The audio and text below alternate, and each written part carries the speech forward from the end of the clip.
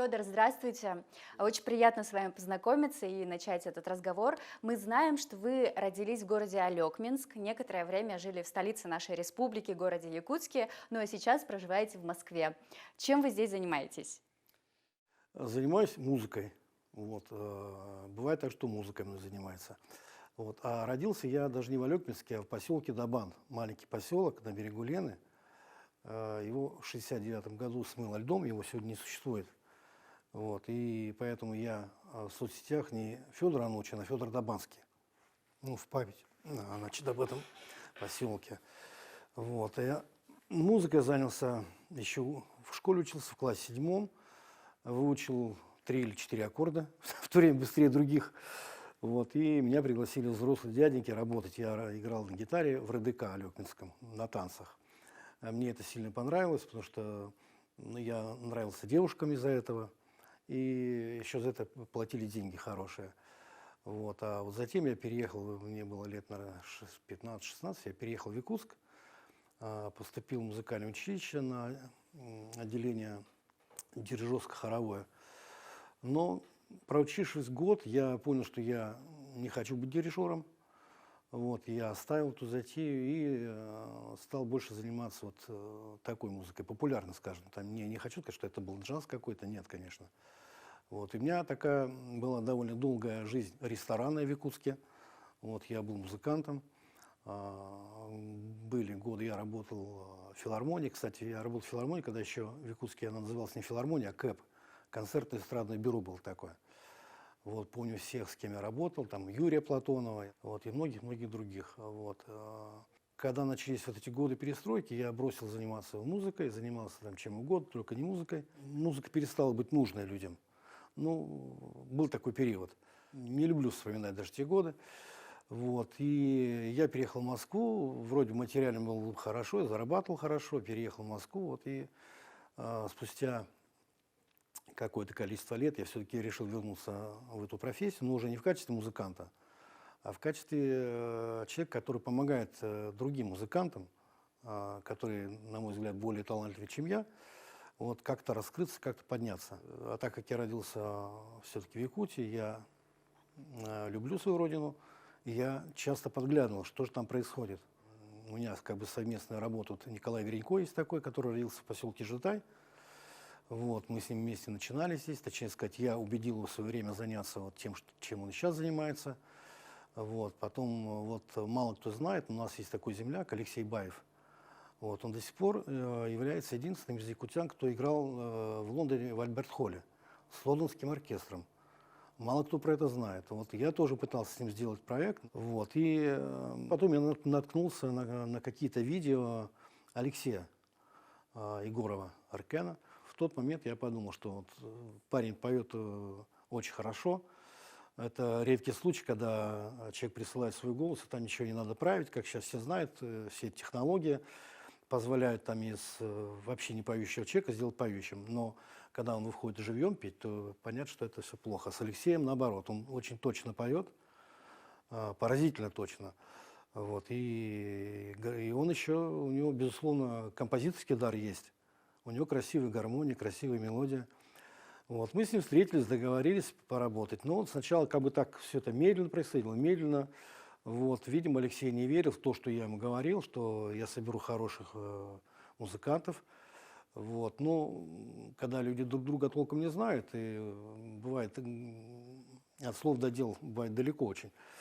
Вот, ну, случилось так, что у меня же получилось лучше, чем я ему предлагал. Да, ну давайте уже тогда перейдем вот к следующей теме нашего разговора. 1 декабря уже совсем скоро состоится концерт и в Москве, и в Санкт-Петербурге, в центральной части России. Концерт любимчика многих якутян, нашего Алексея Егорова Эркена. Из чего будет состоять программа концерта? Кто будет играть на инструментах? Что планируете показать? Ну, начну с музыкантов. Музыканты, как я вот ранее сказал, действительно все топовые. Вот, музыкальным директором у нас является Юрий Погиба, великолепный джазовый пианист, известный.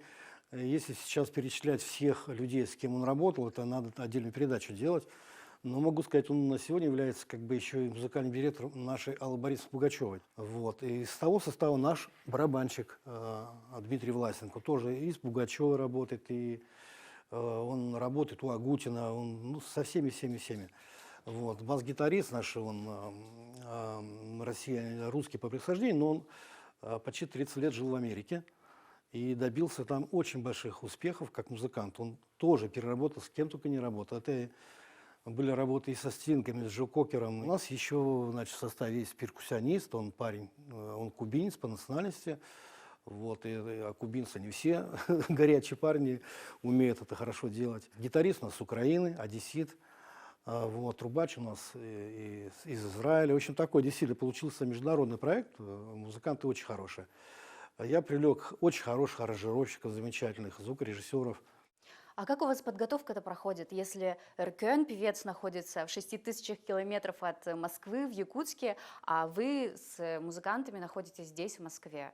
Ну, не нами придумано, технологии современные, его величество интернет.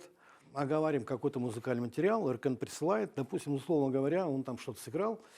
Вот как в нашем случае, он был у меня в гостях дома, он сыграл на гитаре, я прямо на телефон просто записал. И мы с ним проговорили, в каком стиле бы это все должно звучать. То есть вы делаете такую Мы делаем рыбу? фонограмму в электронном виде сначала. Вот, высылаем Алексею туда. Он там в студии поет, возвращает нам свой голос. И мы здесь в студии же все это в проект вставляем. И все это дело, что называется, сводим. И получается готовый продукт. Конечно, лучше было бы, если бы мы работали, что называется, где-то вместе. Но сейчас как бы такое время, век скоростей. Эркен, помимо этого проекта, еще я знаю, там и в кино снимается, и что-то еще делает. И поэтому вот так работает сейчас весь мир. Месяца 3, вот мы, я и мои вот партнеры по проекту, мы много работали, студийно много было работы, аранжировки делали. Вот. И сейчас такой уже финишный этап. Сейчас мы с музыкантами выиграем тот материал, который был записан в аранжировках. Вот Эркен, он больше якутский певец, у него есть такой национальный колорит. Как вы думаете, как московская публика отреагирует на такой якутский манер пения? Вот смотрите, это же хорошо. Несколько вещей я умышленно делал, ну, говоря современным языком, да, вот что-то в эстетике Эрика Клэптона, одна из песен, да, она называется «Фотография». Это же здорово, что звучит как бы европейская музыка, и при этом якутский язык. Вроде бы несовместимы, казалось бы, вещи, но там все совмещается. Красивая гармония, Эркена песня, красивая мелодия, она хорошо сделана, она такая акустическая песня. Ведь все фонограммы, музыканты, мы же все это писали живьем, то есть там никакой синтетики нет. Вот. Поэтому в проекте будут песни на якутском языке, их будет 5 или 6. Будет 2 кавера. Вначале не хотел этого делать, а потом все-таки подумал, что надо показать, что Эркен и здесь молодец. У нас будет один кавер на одну из песен Стиви Вандера. Песенка называется «Overjoy», это очень красивая песня, шедевральная просто. Вот. И еще один кавер будет, значит. И будут несколько песен на русском языке в разных стилях. У нас будут гости во время концерта. Сейчас не буду я говорить, потому что это перестанет быть сюрпризом, но будут известные люди, музыканты, выйдут с Алексеем на сцену, будут играть. Вот. Но это, поверьте, очень известные люди. Вот. И я думаю, что концерт должен ну, просто пройти на ура. Неожиданно будет для многих, кто знает Эркена раньше, и то, что сейчас прозвучит, это все совсем другое. Это другой совершенно уровень. Вы сказали, что будут и якутские песни, и русские, и на иностранном языке. А какие-то премьерные песни планируются? Весь концерт сплошная премьера. Кроме 2 каверов, вот, о которых я сказал выше, все остальные песни якутяне не знают. Это все новые песни. Мы не покупали, не брали ни у кого никаких песен. Это весь музыкальный материал, это Алексея, и там несколько песен есть моих. Вы давно работаете в московском шоу-бизнесе, наверное, знаете все подводные камни этого мира, этой индустрии. С какими сложностями вот вы столкнулись на начальном пути и какова конкуренция вот в этом рынке? Было бы не точно или неправильно, если бы я сказал, что я давно в этом шоу-бизнесе. Наверное, нет. И я даже так, когда говорю, что я продюсер, я скорее так немножко с иронией говорю об этом, да. Я человек трезвый и трезво себя оцениваю. А влезть, что называется, нехорошее слово, но я употребляю, влезть в московский рынок, это просто миллионы долларов кроется. Просто так. Тут, конечно, есть клановости, и есть какие-то люди, которые этот рынок поделили давно. Вот.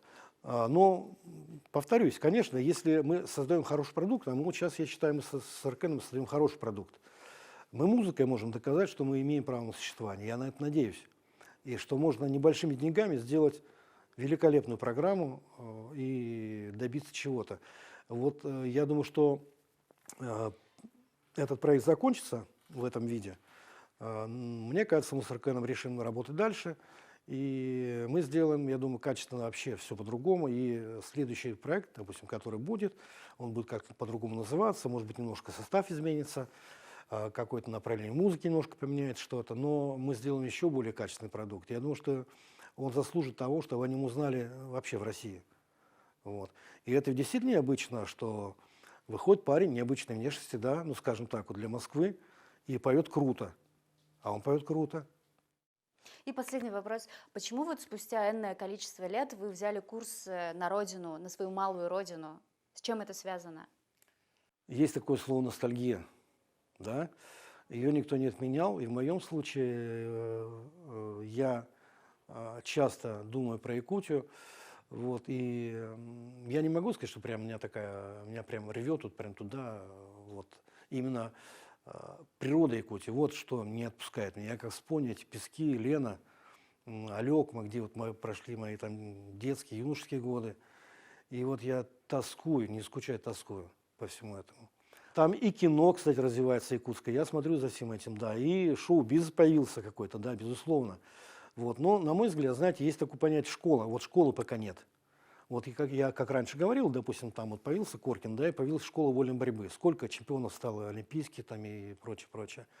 Потому что появился локомотив, двигатель, который потащил с собой все это дело профессионально.